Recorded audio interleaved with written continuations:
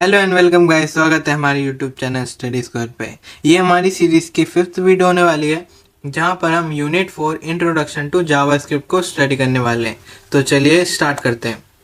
तो इससे पहले हमने HTML के बारे में देखा था एंड हमने ये जाना था कि जो HTML होता है वो बेसिकली स्टैटिक जो भी वेब पेज का कंटेंट होता है उससे रिलेटेड वो टास्क को डील करता है। लेकिन उसी वेब पेज जो कि स्टैटिक है, जो बस व्यू के लिए प्रेजेंटेबल है, उसको और थोड़ा डायनामिक मतलब इंटरेक्टिव बनाने के लिए जो प्रोग्रामिंग लैंग्वेज का इस्तेमाल करते हैं हम वेब डेवलपमेंट में, उसका नाम है जावास्क्रिप्ट। और इसी वीडियो में हम उन्हीं सब चीज़ों को देखने वाले हैं। तो इंट्रो में मैं दोबारा बता देता हूँ, जावास्क्रिप्ट वेब पेज को डायनामिकली और इंटरेक्टिविटी उसकी बढ़ाने के लिए इस्तेमाल की जाती है। जैसे कोई पॉपअप बॉक्स शो करवाना हो, कोई इवेंट अकर करवाना हो, उन जैसे टास्क को करवाने के लिए हम जावास्क्रिप्ट का इस्तेमाल करते हैं। यहाँ पर आप देख सकते हो, JavaScript is a programming language to related to the web development. मैं पहले ही बता दूं कि सॉफ्टवेयर डेवलपमेंट के लैंग्वेजेस अलग होते हैं एंड वेब डेवलपमेंट के लैंग्वेजेस अलग होते हैं, इतना तो आप जानते ही होंगे। एंड वेब डेवलपमेंट में आ जाते हैं हमारे HTML, जावास्क्रिप्ट और CSS जैसे लैंग्वेज, और सॉफ्टवेयर डेवलपमेंट में हमारे पाइथन, C++, जावा, ये सारे लैंग्वेज। अब यहाँ पर जावा और जावास्क्रिप्ट में क्या अंतर है? बेसिकली जो जावा है वो हमारा सॉफ्टवेयर डेवलपमेंट वाली लैंग्वेज है एंड जावास्क्रिप्ट हमारी वेब डेवलपमेंट वाली लैंग्वेज है। जावास्क्रिप्ट इंटरप्रेटेड होता है, यहाँ पर आप पॉइंट्स में भी देख सकते हो, JavaScript is interpreted and object based scripting language. मतलब ये लाइन बाय लाइन कोड ये एक्सेस करता है, मतलब चलता है एक तरीके से, मतलब ये ऑपरेट करता है और ऑब्जेक्ट बेस्ड होता है। किसी एक ऑब्जेक्ट के इधर उधर की चीज़ें को क्रिएट करने के लिए हम जावास्क्रिप्ट का इस्तेमाल करते हैं। और वहीं पे जो जावा है वो कंपाइल्ड होता है, मतलब एक बार आप कोड लिखोगे उसको फिर पहले कंपाइल करोगे with another software and then उस कोड को एग्जीक्यूट करोगे। जैसे JavaScript line by line execute हो जाता है, लेकिन नहीं, जावा हमको पूरी की पूरी कोड को कंपाइल करने की रिक्वायरमेंट होती है। और जावा जो है वो ऑब्जेक्ट ओरिएंटेड है। बेसिकली ऑब्जेक्ट बेस्ड ये एक शॉर्टर वर्जन है और ऑब्जेक्ट ओरिएंटेड एक लार्ज वर्जन है ऑफ सेम थिंग, कि एक ऑब्जेक्ट के कैरेक्टरिस्टिक्स डेवलप करने के लिए हम इन प्रोग्राम्स का इस्तेमाल करते हैं। और एक और चीज़, जो जावास्क्रिप्ट है वो with the help of HTML use हो जाता है, मतलब ये हम इस्तेमाल कर पाते हैं। लेकिन जो जावा है उसको इस्तेमाल करने के लिए हम कंपाइलेशन करते हैं, मतलब कंपाइल करता है एक सॉफ्टवेयर, उसके इस्तेमाल से ही हम इसको कंपाइल करेंगे एंड देन उसको exe फाइल में या फिर एग्जीक्यूटिव फाइल में चेंज करके उसको यूज़ कर पाते हैं। तो चलिए इन डिटेल जावास्क्रिप्ट के बारे में पढ़ लेते हैं। तो बेसिकली इस यूनिट में हम ये मेन टॉपिक्स को कवर करने वाले हैं एक के बाद एक। तो चलो पहले इसका सिंटैक्स देख लेते हैं। हाँ जी, ये देख सकते हो, ये बेसिकली HTML फाइल है, ये वाली जो कि हमने प्रीवियस वीडियो में सीख लिया है, ये हमारी HTML फाइल है एंड ये जो फाइल है वो हमारी जावास्क्रिप्ट से रिलेटेड है। मैं पहले बता दूं, हम जो ये जावास्क्रिप्ट कोड करते हैं ये हम 3 तरीके से हमारे HTML फाइल में इंक्लूड करा सकते हैं। एक और चीज़, जावास्क्रिप्ट अपने आप कुछ नहीं कर सकता, मतलब ये अपने आप कोई वर्क नहीं करवा सकता। इसको हमको वर्किंग में लाने के लिए एक HTML फाइल से लिंक करवाना पड़ेगा, तभी तो ये वेब पेज से अपने काम करवा सकेगा। इसीलिए हमने प्रीवियसली देखा, जो जावास्क्रिप्ट है उसमें हमें HTML वेब पेज की रिक्वायरमेंट होती है in any browser to execute the JavaScript file. अब जो जावास्क्रिप्ट है इसको हम HTML में 3 वे से यूज़ कर सकते हैं। मतलब जावा का कोड जो है, मतलब जावास्क्रिप्ट का जो कोड है उसको हम 3 तरीके से HTML फाइल में इंक्लूड करा सकते हैं या फिर उसको अप्लाई कर सकते हैं। तो चलो एक एक करके देख लेते हैं वो कौन से 3 वेज हैं। तो आप यहाँ पर देख सकते हो, ये हमारी HTML फाइल है, ये बॉयलर कोड है, इतना आपको लिखना ही पड़ता है। यहाँ पर हम टाइटल में दे देते हैं जावास्क्रिप्ट, क्योंकि आज हम जावास्क्रिप्ट को पढ़ने वाले हैं। यहाँ पर हमने दे दिया। अब जावास्क्रिप्ट के 3 मेथड्स हैं, एक इनलाइन, एक इंटरनल और एक एक्सटर्नल। इनलाइन की पहले बात कर लेते हैं। जैसे हम पहले एक पैराग्राफ टैग लिख लेते हैं और यहाँ पर लिख देते हैं हेलो। अब इनलाइन में क्या होता है, हम यहाँ पर एट्रीब्यूट्स लिखते थे, यहाँ पर अपनी स्क्रिप्ट लिखते हैं। तो उसके लिए हम डायरेक्टली जावास्क्रिप्ट का कोड लिख सकते हैं, जैसे ऑन क्लिक, और यहाँ पर कर दे अलर्ट, और अलर्ट में कर दे बाय। तो आप देखोगे इसका कोड कैसे रन कर रहा है। इसको हमको सिंगल कोट में देना होगा, अब ये वर्क करेगा, क्योंकि पहले से ही ये डबल कोटेड के अंदर है, इसीलिए हमें इसको सिंगल कोटेड में लिखना पड़ता है। अब जैसे ही इसको मैं आपको रन करके दिखा देता हूँ, ये देखो, ये हेलो तो यहाँ तक हमारी HTML की वेब पेज लोड हो गई, लेकिन अब यहाँ पर जावास्क्रिप्ट का क्या रोल है? तो बेसिकली जावास्क्रिप्ट क्या करता है? डायनामिक करता है, मतलब एडिशनल डायनामिक फीचर्स अप्लाई करने के लिए हम जावास्क्रिप्ट का कोड लिखते हैं। तो अब जैसे देखोगे हमने लिखा था पैराग्राफ टैग में जब ऑन क्लिक करें तो क्या हो? अलर्ट हो। तो जैसे हमने क्लिक किया तो आप देख सकते हो अलर्ट बॉक्स आया और वहाँ पे लिखा है बाय। तो ये होता है जावास्क्रिप्ट का यूज इन इनलाइन मेथड।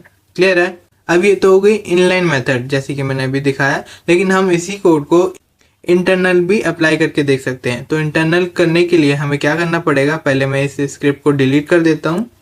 तो इंटरनल करने के लिए हमको क्या करना पड़ता है? बेसिकली हम यहाँ पर लिख देते हैं स्क्रिप्ट एंड यहाँ पर फिर अपने जावा स्क्रिप्ट को लिखेंगे। मैं फर्स्ट ऑफ ऑल आपको एक चीज़ क्लियर कर देता हूँ कि पहले हमको स्क्रिप्ट का टाइप मेंशन करना पड़ता था 2015 से पहले, लेकिन उसके बाद कुछ अपडेट्स आए एंड यहाँ पर फिर बाय डिफ़ॉल्ट स्क्रिप्ट टैग को जावास्क्रिप्ट के लिए अलाउड कर दिया। तो तब से हमको स्क्रिप्ट टैग का टाइप मेंशन करने की रिक्वायरमेंट नहीं पड़ती। तो अब डायरेक्टली अगर स्क्रिप्ट लिखोगे हमारे इस वेब पेज को पता चल जाएगा यहाँ पर हम जावास्क्रिप्ट का कोड लिख रहे हैं। तो यहाँ पर ऐसे हम इंटरनली अपने स्क्रिप्ट को लिख सकते हैं। आप स्क्रिप्ट को हेड टैग में भी लिख सकते हो और बॉडी टैग में भी लिख सकते हो। हेड टैग में तब लिख सकते हैं जब हमारा कंटेंट ब्रॉड हो। तो हमको तो चाहिए होगा ना पहले हमारे एक्सटर्नल फीचर्स अप्लाई हो जाए, मतलब लोड हो जाए। ये तो नहीं कि हमारा कंटेंट लोड हो गया लेकिन उसकी फंक्शनिंग जो जावास्क्रिप्ट में है वो लोड ही नहीं हो रही। इसीलिए हम उस केस में हेडिंग में इसीलिए लिखते हैं हमारी स्क्रिप्ट, ताकि हमारा जो वेब पेज है वो अच्छे से पूरा का पूरा लोड हो जाए। पहले हमारे फंक्शंस लोड हो जाए देन हमारे कंटेंट, ना कि पहले कंटेंट और बाद में हमारे फंक्शन लोड हो, जो कि स्लो कर देता है बेसिकली। अभी तो हमारा कंटेंट स्मॉल है इसीलिए हम अपने बॉडी में ही अपना स्क्रिप्ट लिखेंगे। तो यहाँ पर पैराग्राफ टैग को एक्सेस करने के लिए यहाँ पर हम क्या करेंगे? पहले पैराग्राफ को एक आईडी दे देते हैं। आईडी से हम एक्सेस करने वाले हैं। तो जैसे ही यहाँ पर इसकी आईडी दे दी और यहाँ पर ABC लिख देते हैं। ठीक है, अभी हमारे पैराग्राफ की एक आईडी है जो कि ABC है। अब हम स्क्रिप्ट टैग में आएंगे एंड देन स्क्रिप्ट के अंदर हम लिखेंगे document dot gate element by ID, क्योंकि अभी हम आईडी से एक्सेस कर रहे हैं। इसके और भी मेथड्स हैं जो कि हम आगे आने वाली वीडियोस में कवर करने वाले हैं, लेकिन बेसिक्स हैं तो अभी आप ऐसे समझो। क्योंकि हमने इसकी आईडी लिखी है तो हम यहाँ पर आईडी से इसको गेट कर रहे हैं। हम क्लास से भी कर सकते हैं, हम टैग से भी कर सकते हैं, वो बात की बात है। अभी हम आईडी से करें तो document dot element get ID लिखेंगे एंड यहाँ पर ब्रैकेट्स में मतलब पैरेंथेसिस में हम लिखने वाले हैं हमारे आईडी का नाम जो कि हमारी ABC एंड देन करेंगे हम ऑन क्लिक क्या हो? एक फंक्शन रन हो जो कि क्या करे? एक फंक्शन रन हो जो कि क्या करे? अलर्ट बॉक्स को हमको शो करे। एंड अलर्ट बॉक्स में क्या शो हमको? जैसे कि बाय, जैसे हमने पहले भी किया था। तो अभी हम बाय नहीं करेंगे, तो हम यहाँ पर हेलो वर्ल्ड लिख देते हैं एंड इसको भी हमको कोटेड कॉमा में लिखना पड़ेगा, वरना ये यहाँ पर एक्सेस नहीं कर पाएगा। और जैसे ही हम इसको रन करेंगे तो अब आप देखिएगा सेम कोड सेम वे में ही रन होगा, बट हमने मेथड अलग इस्तेमाल किया है। तो ये हमारी HTML फाइल, और जैसे क्लिक करी आप देख सकते हो एक अलर्ट बॉक्स आ गया जहाँ पर लिखा है हेलो वर्ल्ड। तो इस मेथड को कहते हैं हम इंटरनल स्क्रिप्टिंग। एंड नेक्स्ट आता है हमारा एक्सटर्नल मेथड। तो उसके लिए हमको क्या करना पड़ेगा? एक एक्सटर्नल जावास्क्रिप्ट की फाइल क्रिएट करनी पड़ेगी। हमने पहले से ही क्रिएट कर रखा है, यहाँ पर आप देख सकते हो javascript.js से यहाँ पर हमने क्रिएट कर रखा है। JS is your extension of your JavaScript file. तो हमको क्या करना पड़ेगा? बेसिकली इस कोड में को यहाँ से हम कट कर लेते हैं और यहाँ पर हम अपने कोड को पेस्ट कर लेते हैं। तो सेम यहाँ पर बस हम अपने जावास्क्रिप्ट के कोड को ही लिखेंगे और ये जो फाइल है javascript.js इसको बेसिकली यहाँ पर हम लिंक कर देंगे। और लिंक करने के लिए हम src एंड फिर हमारे जावास्क्रिप्ट कोड का नाम, मतलब हमारे जावास्क्रिप्ट फाइल का नाम। यहाँ पर एक ही फोल्डर में ये फाइल सेव्ड है इसीलिए बाय नेम ही यहाँ पर रिप्रेजेंट हो गया। अदरवाइज आप इसके यहाँ पर पूरे के पूरे लोकेशन का नाम डालना पड़ेगा आपको, मतलब पूरा का पूरा लोकेशन डालना पड़ेगा अगर एक फोल्डर में सेव नहीं है। तो जैसे ही अब इसको थोड़ा चेंज करके दिखा देता हूँ फिर आपको और अच्छे से आएगा। यहाँ पर अब हेलो रीड कर लेते हैं। क्लियर है। तो अब इसको थोड़ा सेव करने के बाद इसको भी सेव कर लेते हैं। वैसे ये ऑटो सेव्ड है। अब इसको रिफ्रेश करके मैं दिखा देता हूँ। जैसे अब क्लिक करूंगा, अब देखो हेलो रीडे, ये हमारा तीसरा मेथड हो गया। क्लियर है। तो ये है हमारे 3 मेथड्स, इनलाइन, एक्सटर्नल और इंटरनल, जिनके द्वारा हम अपने जावास्क्रिप्ट के फाइल को हमारे HTML फाइल में लिंक करवा सकते हैं। क्लियर है। तो चलो अब आगे बढ़ते हैं। फिर आता है हमारे जावास्क्रिप्ट के वेरिएबल्स। यहाँ पर मैं इन ब्रीफ पहले बता दूँ, जिन्होंने भी हमारी प्रीवियस वीडियोस देखी है जहाँ पर हमने पाइथन, सी प्रोग्रामिंग और HTML के बारे में सीखा था, वहाँ पर हमने डिफरेंट कॉन्सेप्ट्स को सीखा था, जैसे वेरिएबल्स क्रिएट करना, लूप्स क्या होते हैं, ये सब। तो वो सब कॉन्सेप्ट हमारे इस प्रोग्रामिंग लैंग्वेज में भी सेम है लगभग। तो आपको नया कुछ सीखने की रिक्वायरमेंट नहीं है। अगर आप सोच रहे हो यहाँ पर कुछ नया सीखने को मिलेगा, लेकिन ऐसा कुछ नहीं है। जावास्क्रिप्ट में भी सेम ही कॉन्सेप्ट इस्तेमाल होते हैं जो कि अलग प्रोग्रामिंग लैंग्वेज में भी इस्तेमाल होते हैं। बस आपको सिंटैक्स का थोड़ा ध्यान रखना पड़ेगा। यहाँ पर थोड़ा सिंटैक्स अलग है लेकिन कॉन्सेप्ट्स वही है। क्लियर है। तो यहाँ पर भी वेरिएबल्स आते हैं। वेरिएबल्स आर द कंटेनर्स, जहाँ पर हम कुछ वैल्यू को स्टोर करते हैं। जैसे ये हमारी मेमोरी हो गई, और यहाँ पर इस स्पेस को हमने एक नाम दे दिया, सपोज A, एंड इस स्पेस में हमने वैल्यू स्टोर कर दी 5। तो ये जो A है वो एक कंटेनर की तरह वर्क करेगा हमारे मेमोरी बल्क में, मतलब मेमोरी जो हमारी स्पेसिंग हमारे कंप्यूटर में है, एंड उसको नाम दे देते हैं हम A। बस इतना सा ही लॉजिक है यहाँ पर। एंड यहाँ पर भी वही रूल्स हैं जो कि हमारे दूसरे प्रोग्रामिंग लैंग्वेजेस में थे, कि हमारा जो वेरिएबल नेम है वो कोई इंटीजर से शो नहीं, मतलब क्रिएट नहीं कर सकते। उसके लिए हमको लेटर और अंडरस्कोर फर्स्ट में लिखना होता है। केस सेंसिटिव होता है, मतलब बिगर है और स्मॉलर है, 2 अलग अलग वेरिएबल्स होंगे। और मीनिंगफुल नेम्स देने होते हैं। जैसे अगर कार का अगर वेरिएबल बना रहे हो तो कार ही लिखो, ऐसा नहीं है कुछ भी लिख दो, जिससे क्या होता है बहुत बार कंफ्यूजन हो जाती है। एंड देन आता है हमारा डिक्लेयरिंग वेरिएबल्स। तो जावास्क्रिप्ट में हम 3 तरीके से वेरिएबल्स को डिक्लेयर कर सकते हैं। मैं आपको पहले शो कर देता हूँ। तो हम बेसिकली जावास्क्रिप्ट के फाइल में ही सारा वर्क करेंगे।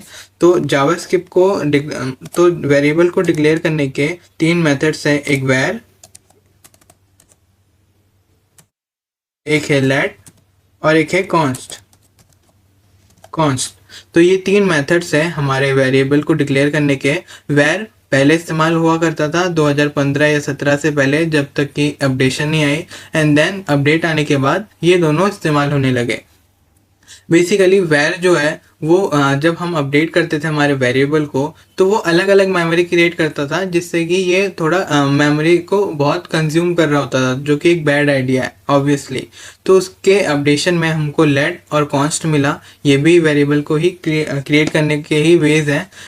तो ये 2 मेथड्स हैं। तो var को अगर हम ABC लिखेंगे तो भी क्रिएट होगा, यहाँ पर BCD लिखेंगे, BCS लिखेंगे तो भी क्रिएट होगा, यहाँ पर BCD लिखेंगे तो भी क्रिएट होगा। ये तीनों के तीनों वेरिएबल ही क्रिएट हो गई। अब इनमें फ़र्क क्या है, जो कॉन्स्ट है वो कांस्टेंट रहता है, मतलब बाद में इसकी वैल्यू आप चेंज नहीं कर सकते। क्लियर है। और इसको हमको डिफाइन ही करना पड़ता है यहीं पे। हमको बाद में, मतलब जैसे वेरिएबल क्रिएट कर लिया और बाद में उसके वैल्यू को उसमें असाइन कर दिया, ऐसे नहीं होता यहाँ पर। तो कॉन्स्ट मतलब जो वेरिएबल की वैल्यू कभी चेंज ना हो। लेट से भी हम अपने वेरिएबल को क्रिएट कर सकते हैं, लेकिन इसको हम बाद में अपडेट भी कर सकते हैं। क्लियर है। और अगर इन दोनों में आपका जो सिनेरियो फिट नहीं होता, तभी आप var का इस्तेमाल करो। अदरवाइज var को यूज़ करना नेगलेक्ट करो। ये हम अब यूज़ नहीं करते, नेगलेक्ट ही प्रेफर करते हैं var से कोई वेरिएबल को बनाना। क्योंकि क्या होता है, जब हम var abc लिखते हैं, यहाँ पर हो गया var abc equals to 45, and बाद में अगर इसी वेरिएबल को अगर हमको चेंज करना होता है तो हम क्या करते हैं, var abc इक्वल्स टू 23। तो इस केस में क्या होता है, ये भी मेमोरी में अवेलेबल रहता है और ये भी मेमोरी में अवेलेबल रहता है। ये इसमें चेंज आउट नहीं करता कि 45 को हटा के 23 डाल दे, नहीं, ये कोई दूसरी मेमोरी स्पेस सेम नाम से ही बना लेता है और उसमें ये वैल्यू स्टोर कर देता है, जिससे मेमोरी बहुत कंज्यूम होती है। इसीलिए इसको हम नेग्लेक्ट करते हैं यूज़ करना। क्लियर है। लेकिन लेट से ऐसा नहीं होता, और कांस्टेंट के बारे में मैंने बता ही दिया है। अब एक चीज़, ग्लोबल और लोकल वेरिएबल। बेसिकली जो ग्लोबल वेरिएबल्स होते हैं वो ऑल ओवर योर कोड हम इस्तेमाल कर सकते हैं। जैसे यहाँ पर हम ग्लोबल वेरिएबल की बात करें तो लेट a कर दिया इक्वल्स टू 5 कर देते हैं। क्लियर है। तो ये हो गई हमारी 5 a इक्वल्स टू 5। तो तो ये हो गया हमारा क्या, ग्लोबल वेरिएबल। तो यहाँ पर एक और चीज़, हम कमेंट्स के लिए क्या इस्तेमाल करते हैं, यहाँ पर हम कमेंट्स के लिए डबल स्लैश इस्तेमाल करेंगे और यहाँ पर एक सिंगल लाइन कमेंट आ जाएगा। एंड वहीं पे अगर आपको मल्टी लाइन कमेंट्स चाहिए तो आप स्लैश एस्ट्रिक इस्तेमाल करो और यहाँ पर मल्टी लाइन कमेंट्स लिखो, यहाँ पर आप लिख सकते हो and then similarly asterisk slash से इसको क्लोज कर दो। अब देख सकते हो अब ये एक्टिव हो गया। तो ये दो मेथड्स हैं, एक है हमारा इनलाइन कमेंट और एक है हमारा मल्टी लाइन कमेंट, जो कि ऐसे लिखा जाता है। तो फर्स्ट ऑफ ऑल हम क्या सीख रहे थे, ग्लोबल वेरिएबल। ये हमारा है ग्लोबल वेरिएबल जो ऑल ओवर द कोड इस्तेमाल हो सकता है। Either you use in your block function और you use in anywhere in the corner of your code. ये a=5 आपको दिख जाएगा।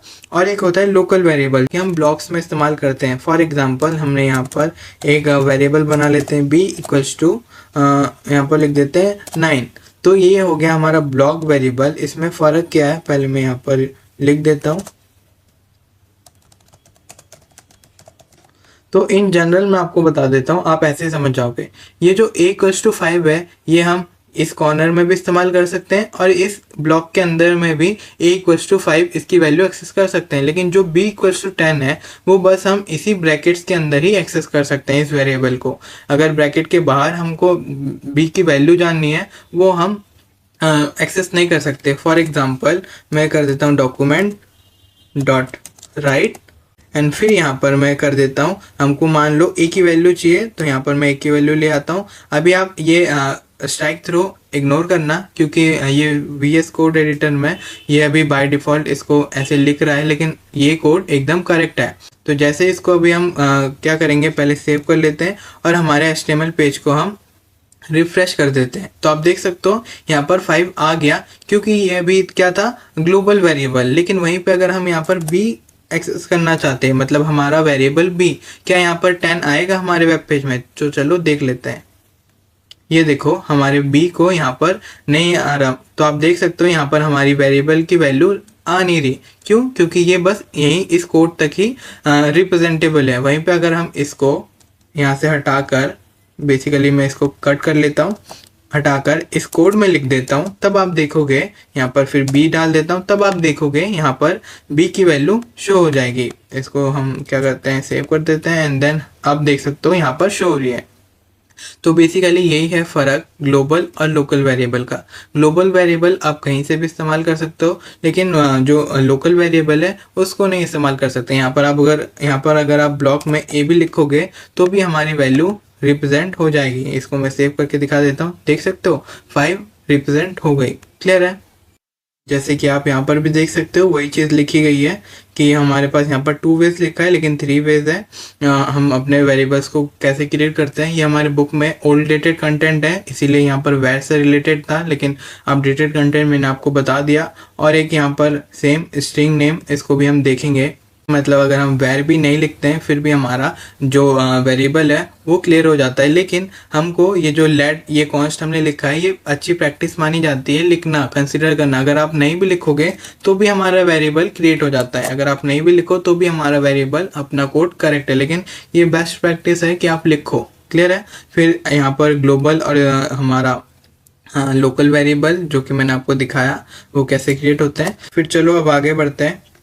यहाँ पर आप देख सकते हो जावास्क्रिप्ट में भी कुछ डेटा टाइप्स हैं, नंबर, बुलियन, स्ट्रिंग, ऑब्जेक्ट, नल, अनडिफाइंड, जो कि हमने पहले भी देख रखा है। नंबर रिलेटेड होता है हमारे integer number, hexadecimal, octal decimal numbers है, जो कि बेसिकली हमको इंटीजर प्लस इन्फिनिटी से माइनस इन्फिनिटी तक जो भी नंबर्स आते हैं उनसे रिलेटेड होता है। बुलियन ट्रू फॉल्स से डेटा को रिलेट करता है। स्ट्रिंग में बल्क ऑफ कैरेक्टर्स आ जाते हैं, मतलब एक पूरा सेंटेंस आ जाता है जो कि एक स्ट्रिंग कहलाती है, जहाँ पर बहुत सारे कैरेक्टर हम एक साथ लिख सकते हैं बेसिकली। ऑब्जेक्ट में कोई ऑब्जेक्ट के इधर उधर के कैरेक्टरिस्टिक्स हम क्रिएट कर सकते हैं। ऑब्जेक्ट में मल्टी डेटा टाइप्स आ सकते हैं एज पर आवर नीड, ये यूजर डिफाइंड होता है। क्लियर है? फिर नल जिसमें कोई वैल्यू ना हो, अनडिफाइंड जिसकी वैल्यू अभी असाइन ना हो। अनडिफाइंड बेसिकली जैसे हमने मान लो ये वेरिएबल क्रिएट किया a, तो ये a अभी अनडिफाइंड है क्योंकि इसकी वैल्यू अभी आई नहीं है। वहीं पे अगर हम वेरिएबल इसकी वैल्यू दे देते हैं जैसे 0 या फिर 0 तो एक वैल्यू होगी, बेसिकली नल दे देते हैं, तो अभी a की वैल्यू हो जाती है नल। क्लियर है? तो ये कोई हार्ड टॉपिक्स नहीं है जो आपको अगर अजीब लग रहा हो, ये बेसिक से ही टॉपिक्स हैं। और ऑब्जेक्ट जो है उसमें बहुत सारे डेटा टाइप्स आ जाते हैं, जैसे हम क्लास बनाना देखा था, जैसे हम क्लास बनाते हैं C++ में, वैसे ही। फिर आते हैं हमारे ऑपरेटर्स। कुछ ऑपरेटर्स हैं हमारे जावास्क्रिप्ट में भी, जैसे असाइनमेंट ऑपरेटर, जहाँ पर equals to, plus equals to, minus equals to. ये रिसेंटली मैंने HTML वेब पेज वाले टॉपिक में भी कवर किया था, इसीलिए यहाँ पर कवर नहीं कर रहा। आप सिंपली वहाँ से रिफर कर सकते हो, सेम ही कॉन्सेप्ट्स हैं। फिर आते हैं हमारे कंपैरिजन। तो कंपैरिजन के लिए भी वही सिंबल्स हैं जो हम HTML में भी इस्तेमाल करते हैं। और मैं आपको रिकमेंड करूंगा ये डायरेक्टली मत देखो, पहले HTML को भी देखो, तभी आपको अच्छे से समझ आएगा। एंड कंप्यूटेशन मतलब अर्थमेटिक ऑपरेटर, उसके लिए ये सारे आ जाते हैं। एंड फिर फोर्थ हमारे लॉजिकल ऑपरेटर, जो कि ऐसे हम रिप्रेजेंट करते हैं। उसके लिए हम यहाँ पर डबल एंड फॉर एंड करेंगे, और डबल ये स्लैश जो अपवर्ड वर्टिकल स्लैश है उसको हम और के लिए इस्तेमाल करेंगे। हम यहाँ पर डायरेक्टली और नहीं लिखेंगे। क्लियर है? तो चलो अब आगे बढ़ते हैं। फिर आता है कंट्रोल स्ट्रक्चर, जो बेसिकली लूप्स वगैरह है। एक आता है कंडीशनल, एक आता है इफ एल्स, और एक आता है स्विच। और लूप्स में for, while, do while, for in, jump statement, जो कि ब्रेक का मतलब होता है वो स्टेटमेंट वहीं पे, मतलब वो लूप वहीं पे ख़त्म होगा। और कंटिन्यू का मतलब होता है वो स्टेप स्किप हो जाएगा। फॉर एन एग्जाम्पल आप यहाँ पर देख सकते हो, जैसे कंडीशनल ये स्टेटमेंट है, यहाँ पर हमने करा if variable equals to 2 then my variable equals to 1, और एल्स। ये जो भी स्टेटमेंट है इसको एक बार करके देख लेते हैं। फिलहाल के तौर पर हम पहले मैं एक वेरिएबल बना लेता हूँ, let a equals to 5, and यहाँ पर करेंगे इफ a इक्वल्स टू 5, तो क्या करें, प्रिंट कर दे यहाँ पर document dot right, basically document dot right कर दे हेलो वर्ल्ड को। और अगर नहीं है तो एल्स में हमको लिख दे, बेसिकली यहाँ पर फुल स्टॉप के लिए यहाँ पर कोलन डालना मैंडेटरी है, ये आप याद रखना। और डॉक्यूमेंट डॉट राइट कर दे बाय वर्ल्ड को। अब आप देखना, पहले मैं यहाँ से जो भी ये पैराग्राफ में लिखा है ये हटा देता हूँ। फिलहाल के तौर पर आप इतना समझ सकते हो, बस यहाँ पर एक ब्लैंक HTML फाइल क्रिएटेड है एंड जावास्क्रिप्ट में उसका कोड यहाँ पर लिखा हुआ है। तो यहाँ पर हमने क्या करा, एक वेरिएबल क्रिएट करी। अगर वेरिएबल की वैल्यू ट्रू हो रही है तो ये प्रिंट कर दे, मतलब डॉक्यूमेंट डॉट राइट कर दे। अगर नहीं है तो ये राइट कर दे। तो अभी आप अपने वेबसाइट को देख सकते हो, ये देखो अगर ये इक्वल है तो हेलो वर्ल्ड राइट किया। और यहाँ पर अगर हम यहाँ पर 51 कर देते हैं तो अब देखना यहाँ पर बाय वर्ड इसने प्रिंट कर दिया। तो ये होता है कंडीशनल स्टेटमेंट। ये इफ एल्स लूप है, मतलब इफ एल्स कंडीशनल स्टेटमेंट है, जो कि हमारा ये वाला था। ये दोनों हम मल्टीपल इफ भी कर सकते हैं, बेसिकली वो नेस्टेड इफ कहलाती है। जैसे यहाँ पर अगर if a is greater than 5 तो ये प्रिंट हो जाए। फिर इसके अंदर एक और इफ आ सकता है, if a is lesser than 5 तो प्रिंट कर दे, मतलब डॉक्यूमेंट डॉट राइट कर दे हेलो। ऐसे हम, ये नेस्टेड लूप कहलाती है बेसिकली, एक इफ के अंदर और एक इफ और एक इफ, ऐसे। तो ये होते हैं नेस्टेड लूप। एंड इससे पहले था इफ एल्स, और तीसरा क्या था हमारा स्विच। तो स्विच में बेसिकली हम कंडीशंस लिखते हैं, तो यहाँ पर स्विच लिखेंगे। और आप देख सकते हो स्विच लिखने के बाद यहाँ पर हम क्या करेंगे, केसेस डालेंगे। पहले स्विच का हम जो सिंटैक्स है वो कुछ इस तरीके से है, आप देख सकते हो। यहाँ पर की आती है, मतलब वो वैल्यू जिससे हम रिलेट कर रहे हैं। फिर आता है अगर केस की वैल्यू क्या है, 5 है, तो क्या करें, डॉक्यूमेंट डॉट राइट, और यहाँ पर फिर प्रिंट कर दे 5 को। क्लियर है? अब ब्रेक से होता है ये लूप यहीं पे ख़त्म हो जाए, लेकिन यहाँ पर कंटिन्यू का मतलब होता है ये स्टेप स्किप हो जाए। मैं ऐसे और थोड़े बना देता हूँ, तो सिंपली मैं कॉपी पेस्ट कर देता हूँ। हाँ जी, तो यहाँ पर मैं अब केसेस को चेंज कर देता हूँ। तो यहाँ पर पहले 4 दे देता हूँ, यहाँ पर 3, यहाँ पर 2, सिमिलरली यहाँ पर 4 यहाँ पर 3 और यहाँ पर 2। अब आप देखिएगा इसमें वर्किंग कैसे होती है। बेसिकली ये स्विच लूप है, ये भी एक लूप है, स्विच कंडीशनल स्टेटमेंट या फिर लूप कह लो। ये मतलब जब तक इसकी कंडीशन ट्रू नहीं होती एज पर द केसेस ये वर्क करता रहेगा।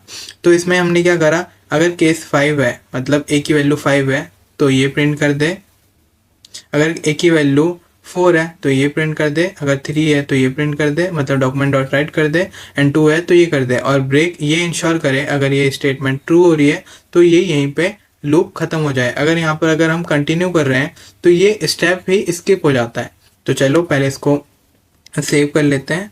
सिंपल इसको सेव कर लिया और फिर यहाँ पर हमारी स्टेटमेंट आप देख सकते हो। ए की वैल्यू जबकि 5 है तो यहाँ पर 5 प्रिंट हो गया, लेकिन वहीं पे अगर हम ए की वैल्यू यहाँ पर 4 कर देते हैं तब आप देखना यहाँ पर 4 आ जाता है। वहीं पे अगर आप यहाँ पर 3 कर देते हैं तो अब आप देख सकते हो यहाँ पर 3 आ जाता है। तो एज पर अवर कंडीशन ये स्विच होता रहता है।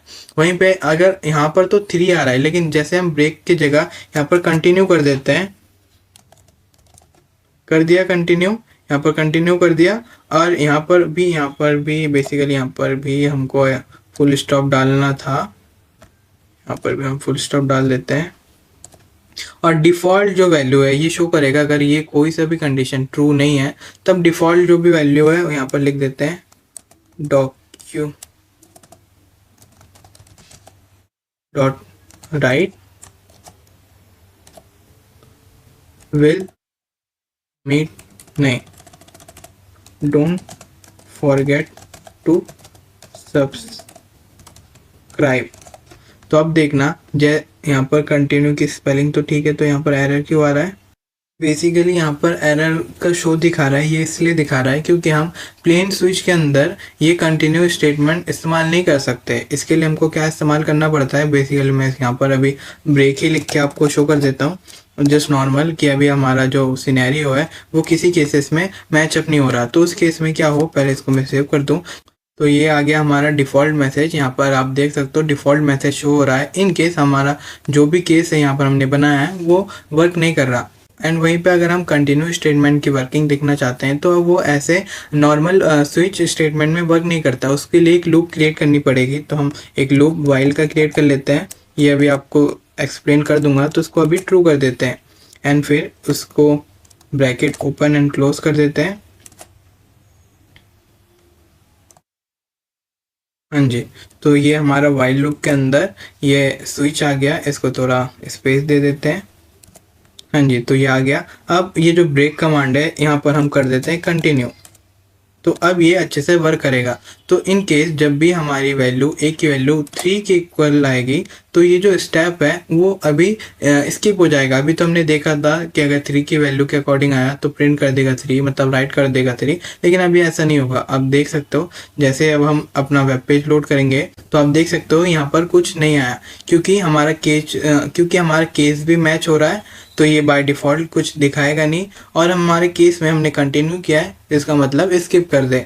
तो ये होता है स्किप कीवर्ड का कमाल। तो आप देख सकते हो कुछ शो नहीं हो रहा।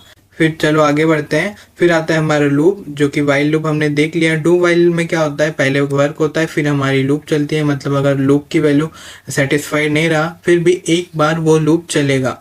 फॉर इन तो हम देख ही चुके हैं, हमारे एज पर द इटरेशन वो वर्क होता है। एंड जंप स्टेटमेंट्स आपने देख ही लिया।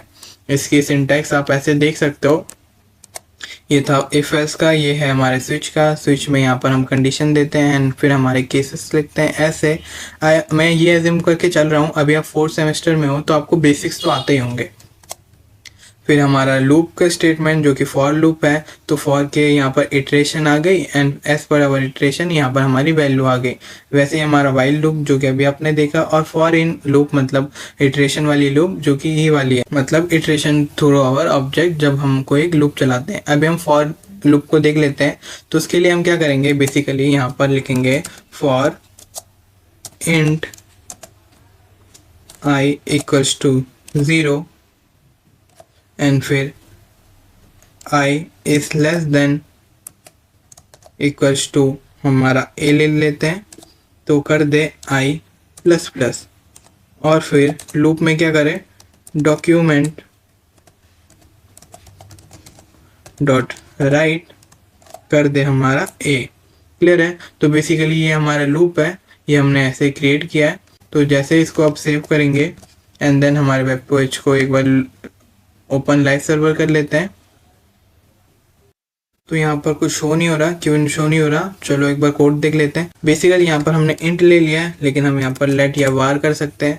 मैं पहले दूसरी प्रोग्रामिंग लैंग्वेज सीख रहा था, तो इसीलिए बाय डिफॉल्ट मैंने इंट कर दिया, बट हमको इंट नहीं करना क्योंकि जावास्क्रिप्ट में हम इंट विंट नहीं लिखते, मैंने अभी बताया था, तो माय मिस्टेक। अदरवाइज ये कोड एकदम परफेक्टली रन होएगा। तो देख सकते हो ये हमारी 3 3 बार आ गई। तो आप देख सकते हो ये कोड 3 बार रन हो रहा है। क्लियर है। वहीं पे अगर हम यहाँ पर कुछ और लिखते हैं जैसे बाय, तो आप देखना बाय 3 बार लिख के आ जाएगा। यहाँ पर लिख के नहीं आया क्योंकि ये यहाँ पर एक बेसिकली ये स्ट्रिंग वैल्यू है और यहाँ पर हम इंटीजर वैल्यू से रिलेट कर रहे हैं, तो यहाँ पर बाय नहीं लिखेंगे, यहाँ पर हम 45 कर देते हैं। तो आप देख सकते हो 45 कितनी बार, 45 बार लिख के आ चुका है। क्लियर है। तो ये ऐसे हम हमारी स्ट्रिंग के साथ मतलब लूप का इस्तेमाल कर सकते हैं एज पर आवर नीड। तो ये हो गई लूप की स्टेटमेंट्स। एंड देन आता है हमारा जंप स्टेटमेंट, जो कि आप देख ही चुके हो, इससे पहले ही मैंने ये करके दिखाया था। तो गाइस आज के लिए इतना ही था, जहाँ पर हमने जावास्क्रिप्ट के बारे में बहुत कुछ सीखा। बेसिकली जावास्क्रिप्ट एक प्रैक्टिकल लैंग्वेज है जो कि आपको प्रैक्टिकली कर करके ही आएगा। मैं ऊपर से एज पर आवर सिलेबस बस इसके बेसिक्स आपको क्लियर कर रहा हूँ, क्योंकि हमारे कोर्स में बेसिक्स ही हैं जो कि आपके इंटरेस्ट पे डिपेंड करता है। अगर आप वेब डेवलपमेंट परस्यू करना चाहते हो तो आप वेब डेवलपमेंट के लैंग्वेजेस को अच्छे से सीखो। अदरवाइज आप अगर सॉफ्टवेयर डेवलपमेंट सीखना चाहते हो तो सॉफ्टवेयर डेवलपमेंट के लैंग्वेजेस अच्छे से सीखो। मैं रिकमेंड करूँगा आप दोनों ही पढ़ के रखो, कभी भी कोई भी आपके वर्किंग में आ सकता है। तो ये था हमारा पार्ट 1, जहाँ पर हमने बेसिक से सिंटैक्सेस देखे। मैंने ये ज़बरदस्ती कवर अप किया है जल्दी, क्योंकि हमने ये पहले ही क्लियर कर रखा है ये कॉन्सेप्ट्स वगैरह। बस यहाँ पर मुझे इसके सिंटैक्स आपको दिखाने थे कि हम इसका कैसे इस्तेमाल कर सकते हैं और कैसे इस्तेमाल कर सकते हैं। बेसिकली कॉन्सेप्ट तो वही है, बस सिंटैक्स को ही आपको थोड़ा ध्यान में रखना है। तो आज के लिए इतना ही, मिलते हैं हम नेक्स्ट वीडियो में।